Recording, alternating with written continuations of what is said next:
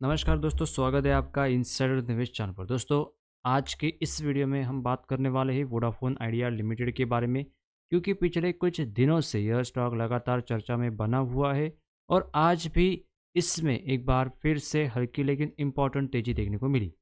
अगर स्टॉक की current market price की बात करें तो वोडाफोन आइडिया इस समय लगभग 11 रुपये 31 पैसे के आसपास ट्रेड कर रहा है और आज के सेशन में करीब 2% की तेजी देखने को मिली है।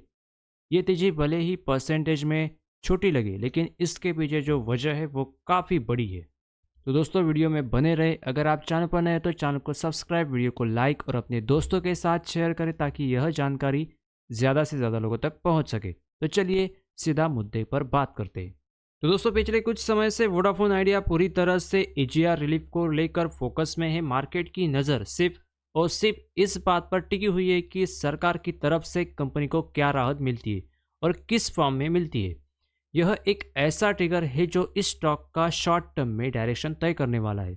अब यहाँ पर एक बहुत इंपॉर्टेंट अपडेट निकल कर आया है कि जो आपको सीरियसली समझना ज़रूरी है। तो दोस्तों, अगर आप टेलीकॉम मिनिस्ट्री के रिसेंट स्टेटमेंट को ध्यान से पढ़ेंगे तो उन्होंने साफ तौर पर यहाँ पर यह कहा है कि वोडाफोन आइडिया का कैश फ्लो अभी के समय मैनेजेबल और रिलेटिवली हेल्दी दिखाई दे रहा है। ये बात इसलिए इम्पोर्टेंट है क्योंकि अब तक सबसे बड़ा डर यही था कि कंपनी के पास जो पैसा है वो तो ख़त्म हो जाएगा और सर्वाइवल मुश्किल हो जाएगी। और दूसरी बड़ी बात है कि टेलीकॉम मिनिस्टर ने यह भी क्लियर किया है कि सरकार वोडाफोन आइडिया को पीएसयू कंपनी बनाने के मूड में नहीं है। मतलब सीधा सीधा यह समझ लो कि सरकार कंट्रोल लेने से ज़्यादा कंपनी को सर्वाइव करने के रास्ते पर चल रही है। अब अगर आने वाले कुछ दिनों में एजीआर रिलीफ को लेकर कॉन्ट्रैक्ट अनाउंसमेंट आती है, चाहे वो पेमेंट टाइमलाइन को लेकर हो या ड्यूज को रिस्ट्रक्चर करने को लेकर, तो शॉर्ट टर्म में इस स्टॉक में एक तेज और एग्रेसिव मूव देखने की पूरी संभावना बन जाती है। इसी वजह से मार्केट में यह चर्चा तेज है कि वोडाफोन आइडिया शॉर्ट टर्म में 18 से 20 के लेवल तक मूव कर सकता है। लेकिन यहाँ एक मैं बात साफ बोल दूं, ये लेवल्स एजीआर रिलीफ के कंफर्मेशन के बिना गारंटी नहीं है। यह पूरी तरह इवेंट ड्रिवन मूव होगा, तो आपको ये कंफर्म करना होगा कि एजीआर रिलीफ से कोई अगर ऑफिशियली अगर न्यूज़ आती है तो ये मूव पॉसिबल हो सकता है। अब बात करते हैं दूसरी इंपॉर्टेंट चीज़ की, वो है डिलीवरी वॉल्यूम। पिछले कुछ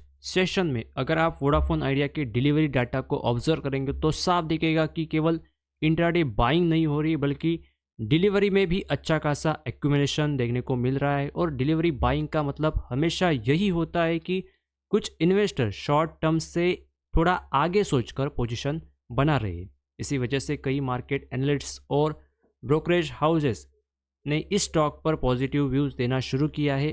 कुछ एनालिस्ट्स का मानना है कि अगर एजीआर रिलीफ क्लियर होता है तो शॉर्ट टर्म में लगभग 40 से 50% तक का अपसाइड भी देखने को मिल सकता है, जिसके चलते 18 से 20 के टारगेट सामने आ रहे हैं। लेकिन अब थोड़ा रियलिटी चेक ज़रूरी है। वोडाफोन आइडिया के फंडामेंटल स्ट्रॉन्ग स्टॉक नहीं है।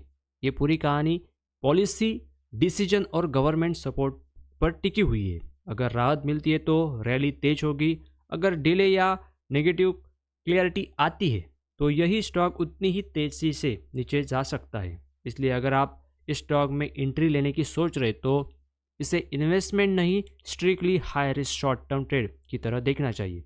आज के लिए वोडाफोन आइडिया पर इतना ही। जैसे ही एजीआर रिलीफ को लेकर कोई ऑफिशियल अपडेट आता है, सबसे पहले उसी पर डिटेल्ड वीडियो आपको इसी चैनल पर देखने को मिलेगा।